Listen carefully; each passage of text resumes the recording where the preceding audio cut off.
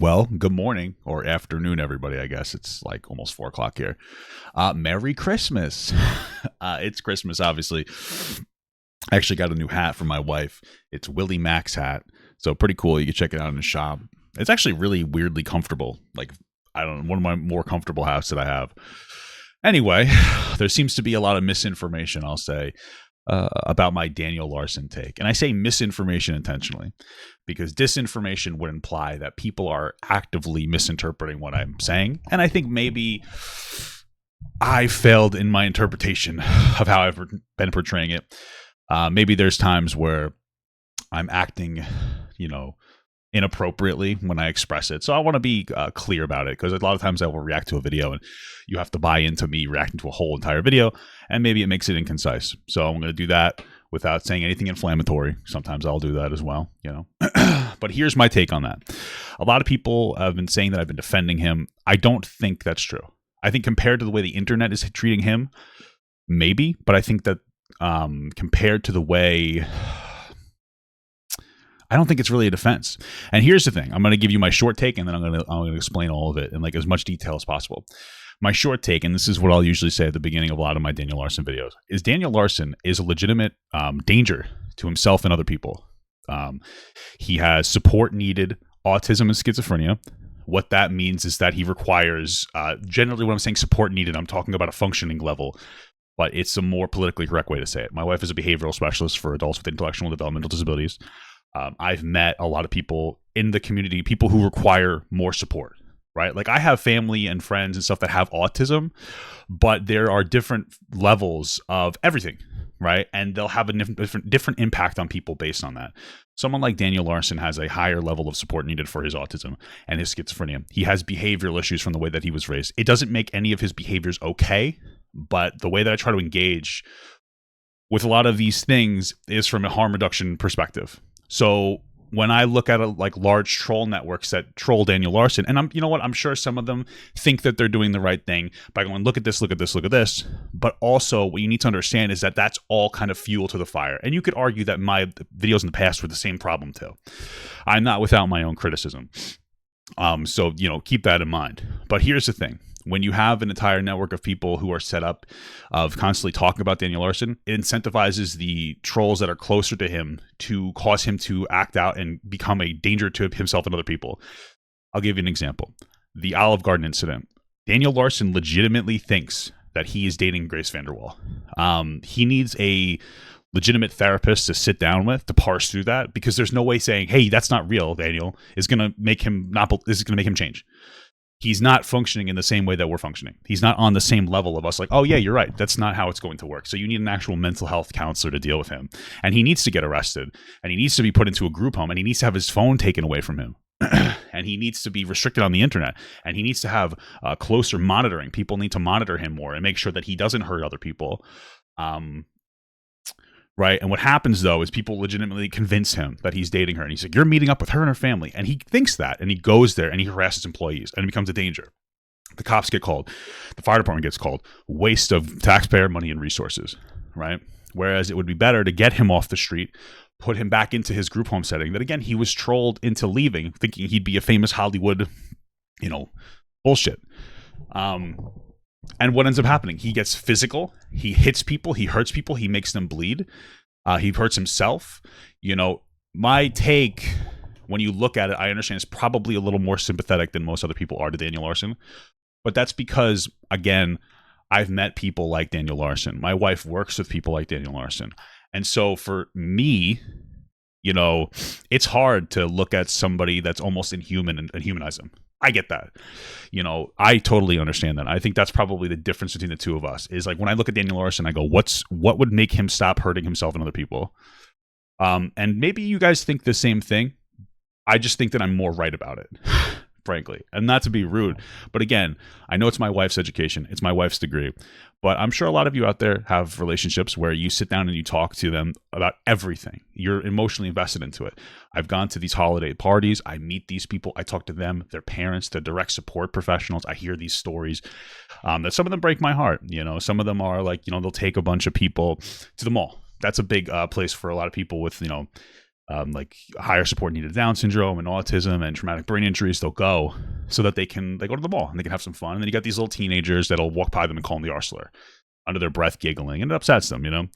And so like I have a different grasp on it. But there's also people that have big behaviors, and some of it scares me. Like my wife, there's some people that she works with that can be physically aggressive.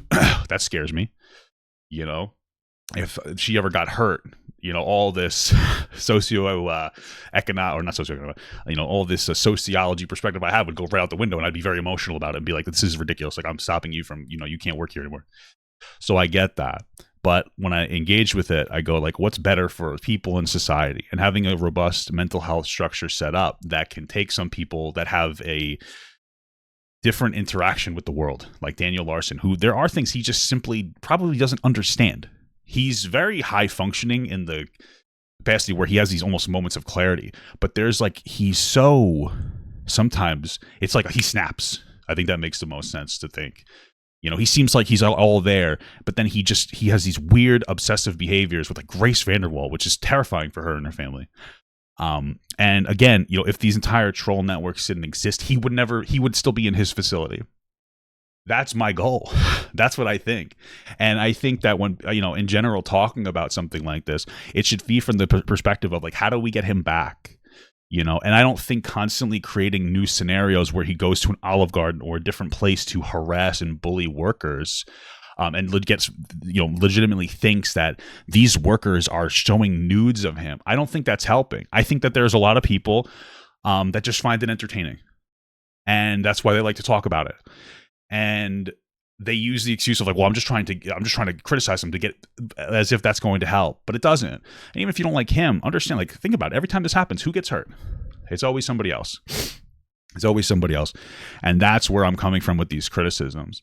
You know, I think that there are people who don't understand that they don't like people with disabilities. They're sitting there thinking like, no, I'm trying to help Daniel, or I'm trying to get him off the street. But really, it's about bullying somebody with a disability. That's what a lot of the lolcow thing, especially the lolcows with disabilities. I don't care about Boogie, you know, fuck himself. And you might hear that and say, no, that's not me. Like, you're wrong. But like, here's the reality. Before I met my wife and before I started talking to people and the parents and this and that, I used to not care at all about people with disabilities, like intellectual or developmental disabilities. I used to think that they were like worthless. And that doesn't feel good to say. But then meeting them, and it becoming very human to me and very real, I realized how much of like a mistake I was making. So I think that a lot of people feel that way. They just don't know it, you know, because I didn't realize it. I didn't realize it until I met them, and I was like, wow, you know, I thought that they didn't have any value. I thought that they were just a burden on the system. You know, I wouldn't go like, oh, I hate you. If I saw somebody with a disability, I would get like a little uncomfortable. I think a lot of people are like that. And then I went there and I met these people, and then like, you know, the empathy, you're like, oh, wow, like they're people too. Like, what a hot take. And this was years ago, of course, you know, and I think that's a lot of the framing around it. I don't think people have a particularly robust understanding of people with like disabilities. I don't think people understand like Daniel Larson's intentions aren't the same thing as somebody his age that doesn't have the level of autism he has. It doesn't make it okay. Nowhere in what I'm saying is like, oh, Daniel Larson should be free and he should be given $1 million so that he can go and fucking do whatever creepy shit he wants to do.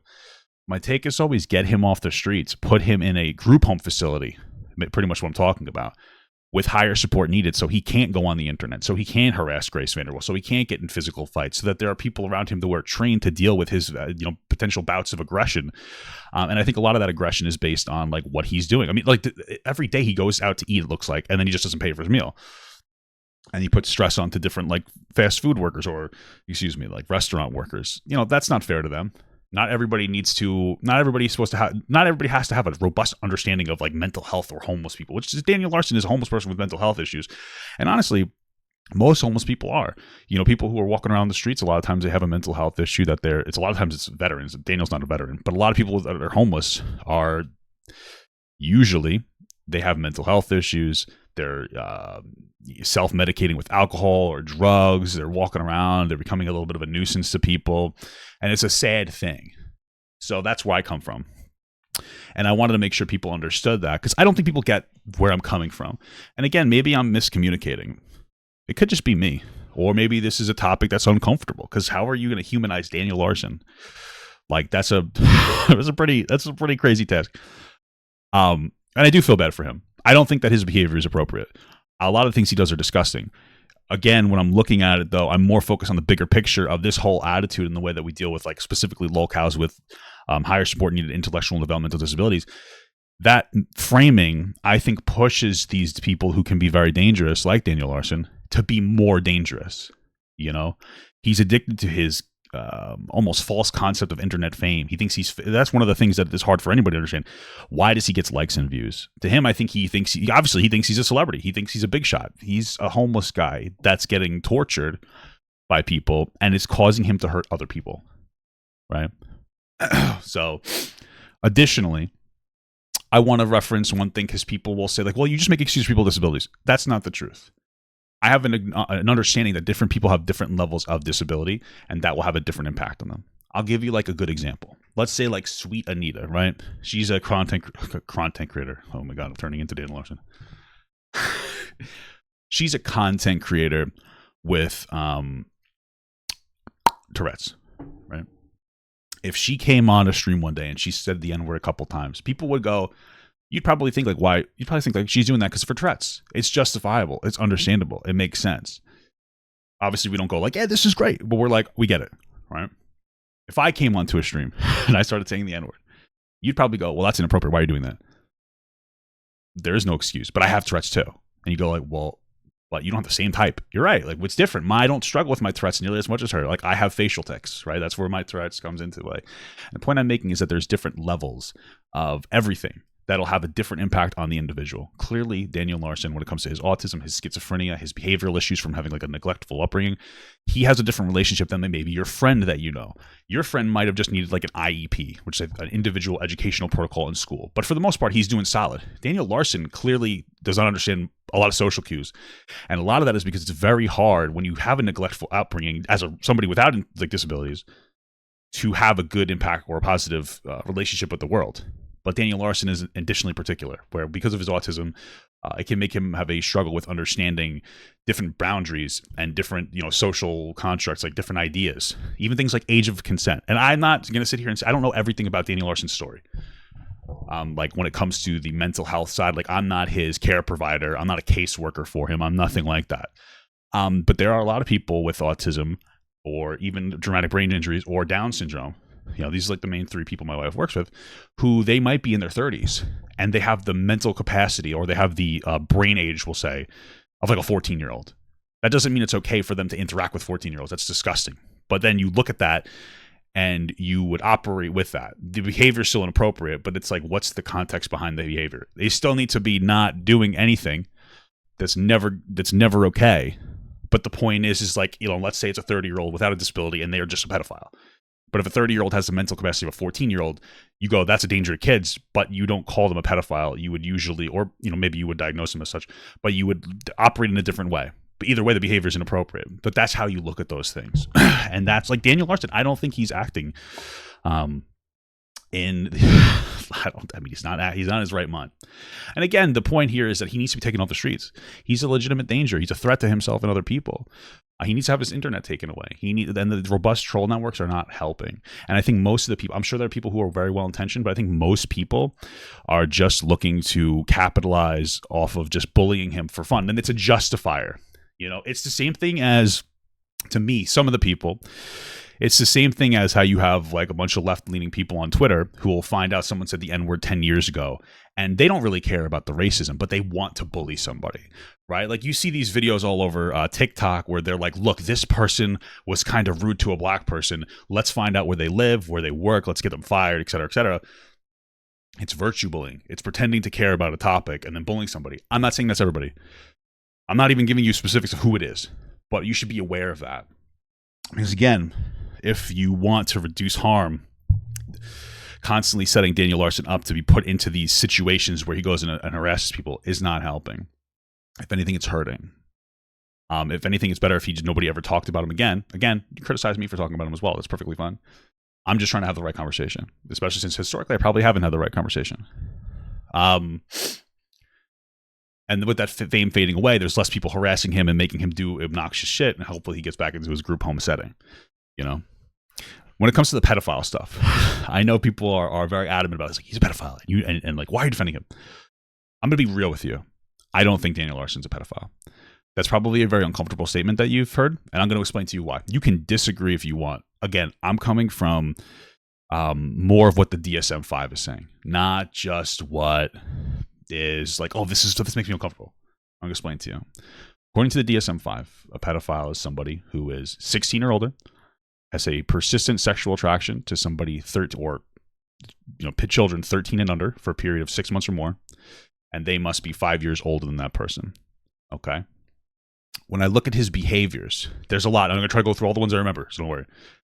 There's a lot of inappropriate behavior.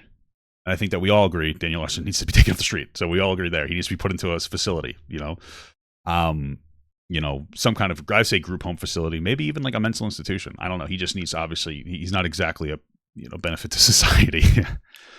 There's a lot of individual behaviors we could look at. I think the first of which people like to bring up a lot is the Pinterest thing. That's incredibly concerning. I remember when I first saw that, where there was like a bunch of, I think, 9-year-old blonde little girls that he was liking. Really gross behavior. I remember later on finding out that Daniel Larson also had on TikTok liked the same thing. This was a couple of years ago. And he made his TikTok likes public. So he liked a bunch of pictures and made it public. And then I found out that some people had access to his account, and they were taking money away from him, and they were pretending to be Grace Vanderwall. This seems to be the consistent one. And they were taking money away from him, et cetera, et cetera. And then I realized those people most likely liked all those little pictures of little girls and then published everything, because it's not exactly easy to make your likes public. It takes a little bit of effort, and and I very highly doubt Daniel Larson was trying to do that. That doesn't mean the Pinterest thing's not there. It doesn't mean that he didn't do it, but it brings questions to like, oh, was that him? Or there's been trolls that have been going after him before this was like a famous troll scenario. And it's like, how much of that was him? How much of that was these trolls trying to make him seem like a pedophile? We don't know.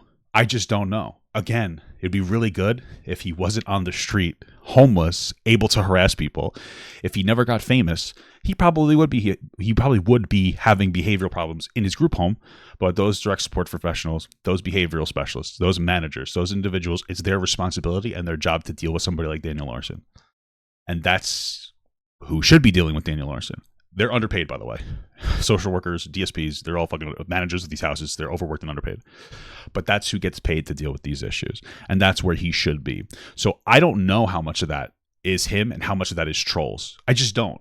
But again, I can very precisely tell you, like, this is what should happen. And oftentimes I don't see a lot of these trolls they'll say, like, he needs to get off the street. But then how do you get there? I don't believe the narrative that, like, well, we're just trying to constantly set him up into scenarios to get him arrested.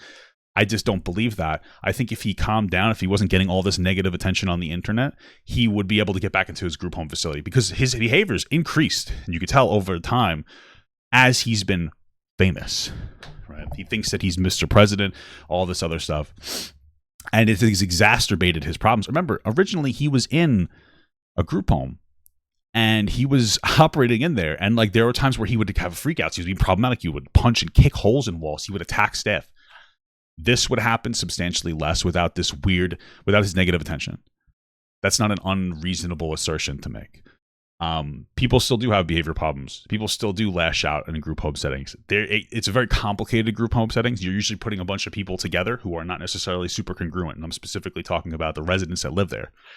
So if you have like a facility of 5 people, there might be one with particular behaviors where they're nonverbal, and maybe they rock and shake a lot. And maybe they yell a lot because they don't know how to express themselves. And then you might have somebody else who's very sensitive to sounds, and then that agitates them, and then they start yelling. And then you have another person who's can get very complicated. The system's not perfect. But Daniel wouldn't be as crazy if he was in the facility. And again, that's where he needs to be. That's where he needs to be. And I genuinely think that these robust networks are not helping. And I like to think most of these people don't understand how they're negative. And that's the point that I'm trying to make. Let's see. What else do we got here? We have the really inappropriate shit that Daniel was saying about, I think it was either Darcy Lynn or Grace Vanderwall. He would say things like, I want to fuck you till you bleed. Really disgusting. Again, he shouldn't be on the streets. When we look at that, Grace specifically, is 5 years younger than Daniel. He still has this obsession with her. I believe he's 24 now.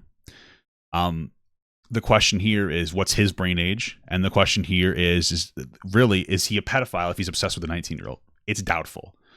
We're sitting here and having these like conversations like, well, is he technically a pedophile? We don't really have to, but like I have to, because like I need you guys to understand something. It's doubtful that he is a pedophile. He might have been. It might have been a mental age thing. When he was liking all these pictures, it was several years ago. We don't know. Again, group home facility would be really great. But he doesn't have the same intentionality as somebody else. I genuinely believe that. And even if he does, where does he need to be? Group home. I want to reinforce this point because this is a lot of the other things we're talking about are very speculative. But specifically, the punishment, I think we all agree. I hope we all agree that he needs to get the fuck off the street. He needs to have his internet taken away from him. Hell, he might even be a lost cause at this point. But maybe we can prevent the next person from becoming a problem, right? Like, look at Christian. Again, I'm not sympathetic so much to Christian, but if you look at them, like, they raped their mother. That's disgusting and horrible. And frankly, they shouldn't be. I think they got the charges dropped. That's insane. And that's dangerous, in my opinion. I think we would all agree with that.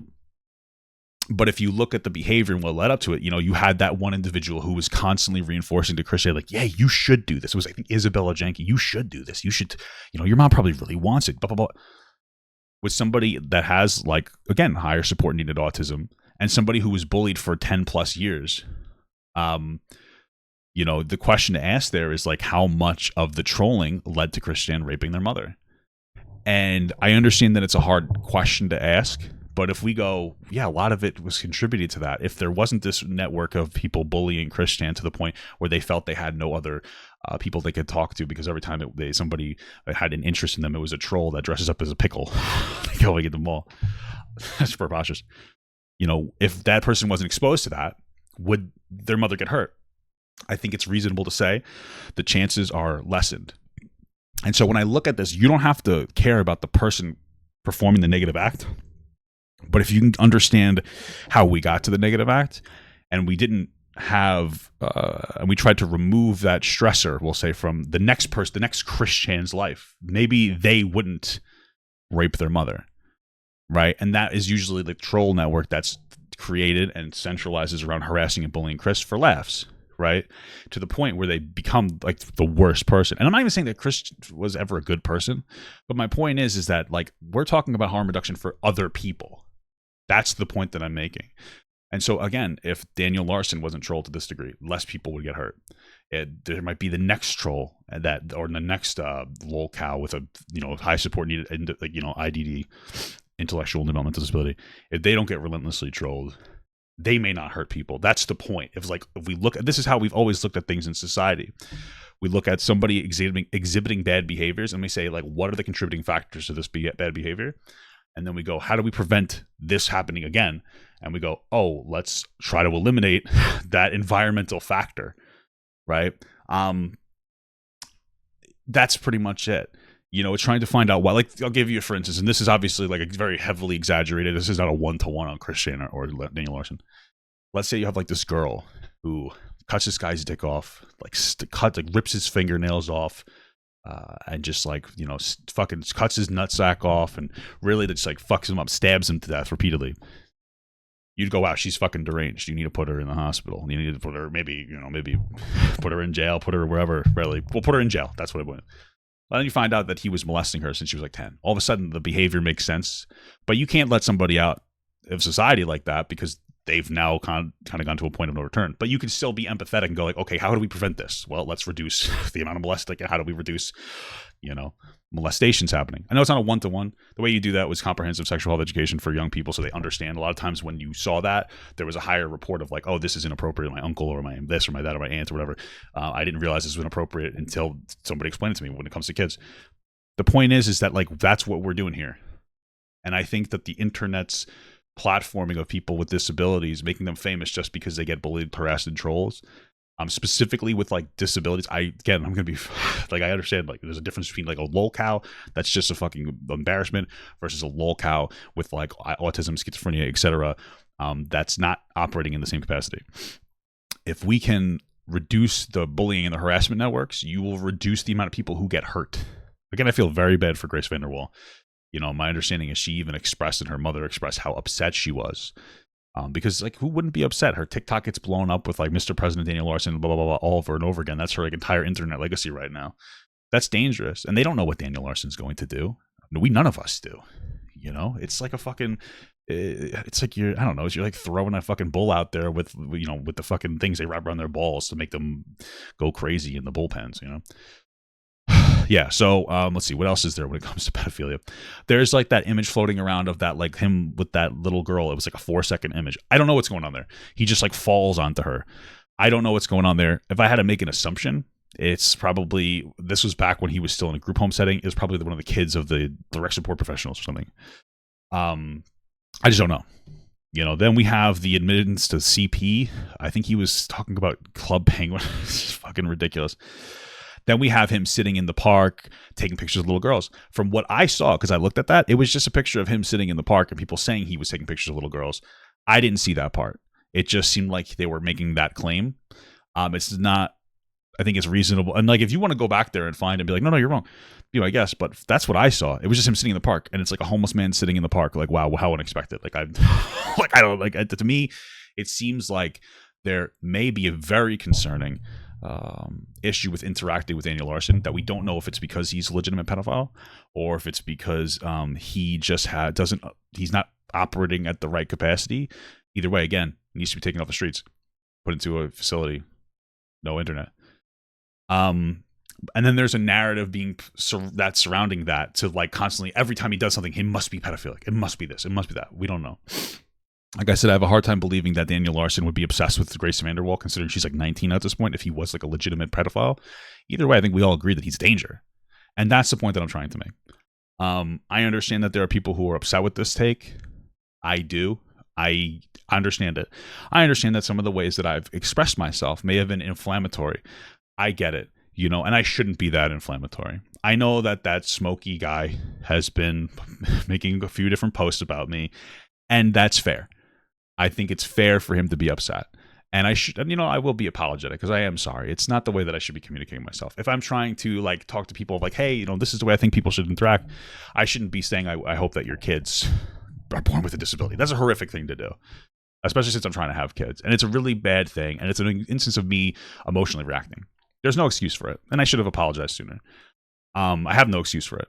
I will say that what was in my mind at the time, it doesn't justify it, but I will say why I said that. Obviously, part of it was out of frustration, because I really want less people to get hurt. You know what I mean? I think that we all agree with that. What's going through my mind at the time is, as I watched like a video and I'm seeing a lot of, hey, his disability isn't an excuse in any capacity. It's not to me, that communicates that it's not that big of a deal, and you don't think that it has a negative impact on his life in a way that it probably does. And so my thought is like, well, if you don't think that the disability is a big deal, then how come it's an insult if I say that? That's kind of what's in my head. So, it's either the disability is a big deal and you recognize that and realize that it has a lot of impact on Daniel Larson, or it's not a big deal and you shouldn't be offended by this. Either way, obviously part of that factor was that I was just frustrated and angry. I have no excuse for that, right? Like, that wasn't a good, like, nobody's sitting here being like, yeah, Papa got, I think a lot of people really understood what you were saying. No, that was dumb as fuck. There's no excuse for that. I know I'm fighting like a little bit of an uphill battle. Again, I do have, when it comes to the conversation about people with intellectual and developmental disabilities, this is something that probably means more to me than other people. I'm not saying other people are shitty people, just to be clear. But like, my wife's a behavioral specialist, so it's like something that's close to me. Like, if you had a wife or a girlfriend or something that was into a thing, you'd really probably be more of an advocate for that thing too. You know what I mean? And like, I'm talking to her and I'm talking to other people, and I'm trying to take a more, I don't want to see, I'd see a little bit more of like a formally educated sociological approach. That doesn't mean that I'm right. I understand people will be like, well, it's your wife's degree, not yours. But also, like, I talk to my wife. It's not a hot take. We talk. She educates me on different things. I talk to her. Before I talk about a lot of locale shit, I'll talk to her about different things. I've been very educated on a lot of new stuff that's like so interesting to me, and I'm trying to have that positive impact. I think that when it comes to a lot of these troll networks too, there's very little pushback, because the people that they talk about tend to be shitty people like Daniel Larson. And nobody's really interested in being like, hey, do you know the socioeconomic, excuse me, do you know the socioeconomic impact of, no, that's fucking dork shit, right? But I'm the dork, I guess. So I wanted to talk about that. If you got this far, I do appreciate that. I'm trying to remember other instances of something that comes down to Daniel Larson of really bad behavior. There's no shortage of them. I remember when he was on the stoop charging his phone and he called the guy the N-word. You know, again, I'll just reiterate this. I've been trying to really reinforce this, that my take on Daniel Larson is he's an individual with support needed schizophrenia and autism that is a danger to himself and others, that's exacerbated by behavioral issues because he came from a neglectful upbringing, that needs to be taken on the street. He needs to have his internet taken away. He needs to have his phone taken away. He needs to have probably closer to one-to-one support. And again, he needs to be taken off the street. He's dangerous to himself and other people. That's my take. I think we agree on that. I hope we agree on that.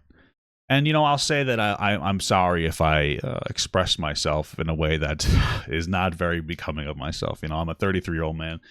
I shouldn't be having fucking crybaby moments on the internet where I say inflammatory shit. All right, I'm not based enough to do that. So yeah, I do apologize. It's hard for me to. I think it's hard for a lot of people, especially men, to apologize for my, we're a little egotistical. So I do apologize for that. But like everything else I've said, I agree with. I do agree with. I really, again, and I'm going to say this one last. I know I got to go. It's fucking Christmas. I've been on here for half an hour. I really do believe that if we can have sorry, my lips are like fucking dry as hell. If we can have the right conversation about people with intellectual and developmental disabilities, we understand the different level and varying degrees of different people and the different ways they experience those disabilities that can have a massive hindrance on the way that they interact with society. If we can come to that understanding, the next time you see somebody on TikTok or Instagram that is considered weird, maybe there'll be less trolling and bullying onto that person to put them into an area that will cause them to cause more harm. If we just never knew about Daniel Larson in the first, and again, criticize me because I think I was one of the first people who was really talking about him, and I have to take a pretty big L on that, But again, when I first started talking about it, I didn't know what I knew now, between the context behind some of the bad actions of Daniel Larson, and then also I just wasn't as educated on it.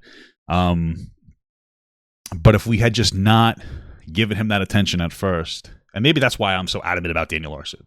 Why do you defend Daniel Larson? Maybe because I feel like I'm part of the problem. I was part of the initial problem, so it's almost like I gotta correct this. I fucked up. I opened Pandora's box, Daniel Larson's box. But if we just didn't give him the attention in the beginning, I don't think we'd be here right now. We'd have one less vulnerable person getting bullied, and that vulnerable person not hurting other people. Again, I think Grace Vanderwall is the greatest victim in this Daniel Larson saga. So hopefully, even if you disagree with me, this can give you a little insight into where my brain is. I'm not a pedophile defender. It's just silly. I don't get really upset when people call me that. We're at a point now where on the internet people call everybody a pedophile, a groomer, a fucking everybody's an abuser, a pedophile, a groomer. This, we overuse those words. Call me Carson was a groomer for talking to a 17-year-old at 19. It's where the fuck are we at now? So yeah, hopefully this was some good insight. And thanks for watching on Christmas. Bye.